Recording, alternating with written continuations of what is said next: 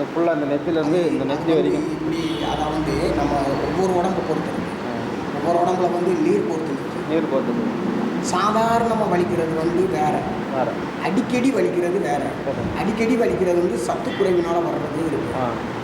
நீர் அதிகமானவங்களுக்கு இருக்கிறது இருக்குது. ரெண்டாவது தலைக்கு தண்ணி ஊற்றிட்டு அந்த தலையை தவட்டாமல் அரை ஈரத்தோடு விடுவாங்க. அவங்களுக்கு நிறைய அந்த நெத்தியில் வரும். எல்லா இடத்துலையும் வரும். இந்த புத்துக்கண்லையும் வரும், இந்த நெத்திலையும் வரும், இந்த உடம்புலையும் வரும், இந்த தோல்லையும் வரும். இது பூரமே வலி எடுக்கும். கழுத்து ஈக்குது அப்படின்னு சொல்கிறது அதான் ஐயா. தோல் பூரா வலிக்கும். கழுத்தெல்லாம் எனக்கு இருக்குது, ஒரு சைடாக ஈட்டுத மாதிரி இருக்குது. அதே அந்த பாரம். சரி. அதுக்கு ஆய் பிடிக்க சொல்லுவாங்க. ஆய் பிடிச்சா அந்த நீர் போயிடுச்சுன்னா கொஞ்சம் ஃப்ரீயாக இருக்கும். பெரிய பாரத்தவே அரைக்க வச்ச மாதிரி இருக்கும். அவங்களுக்கு வந்து லேடிஸாக இருந்தால் அந்த தலைக்கு ஊற்றுறும் போது நல்லா துவட்டி எடுத்துருவோம். எடுத்துட்டு ஒரு ஆவியை பிடிச்சி விட்டோம்னா இந்த கணம் குறைஞ்சிக்கணும். அதுக்கு அதே மாதிரி இந்த புடைங்க அதிகமாக வலிக்கும் அவங்களுக்கு. இந்த புடைங்க வந்து இங்கிருந்து வலிக்கும், இந்த புடைங்க பூரா வலிக்கும், இந்த புடைங்க பூரா வலிக்கும். இதில் வந்து இந்த நீர் பூரா கோர்த்து எங்கே நிற்கணும்னா இந்த இடத்துல நின்றுது. இந்த வாருங்க, இந்த இடத்துல நின்றுது. இதிலிருந்து ஆரம்பிக்கிற நீருங்க அவங்களுக்கு வந்து இந்த பக்கம் ஃபுல்லாக இறங்குறது. தோள்பட்டையில் வலி வெடுக்குன்னு புடுங்கும்.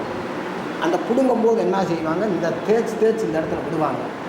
இந்த குறைஞ்சி வலிக்கு அப்போ இந்த இடத்துல தேய்க்க என்ன ஆகும்னா இந்த இடத்துல ஒரு வலி உண்டாகும்.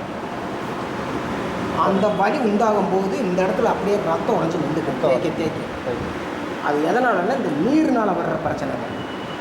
இந்த தோலுக்கு வர்ற நீர் இந்த நீர் பூரா சப்பளை கொடுத்துரும். அதனால தான் துவைச்சி எடுக்கணும். லேடிஸ்கிட்ட அதிகமாக வரும் அந்த வழி.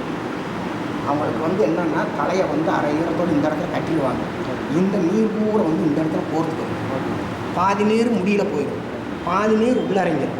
இதில் இறங்குற நீர் பூரமே வந்து இதில் தான் நிற்கும். இந்த அளவுக்கு நிற்கும். அப்போத்தான் இந்த தோலுக்கு ஒரு வலி, ஊசி குத்துற வலி மாதிரி. நைட்டில் இந்த பக்கம் படுத்தா இந்த பக்கம் வலி, இந்த பக்கம் படுத்தா இந்த பக்கம் வலி, அந்த வலி. அவங்களுக்கு 2 நாளைக்கு தேய்ச்சி விட்டு வேறு கொடுத்தோம்னா கொஞ்சம் நேரத்துக்கு நல்லா இருக்கும். ஒரு மாத்திரை வாங்கி போட்டால் ஒரு அரை மணி நேரத்துக்கு நல்லா இருக்கும். பழையபடி அந்த வலி வந்துடும்.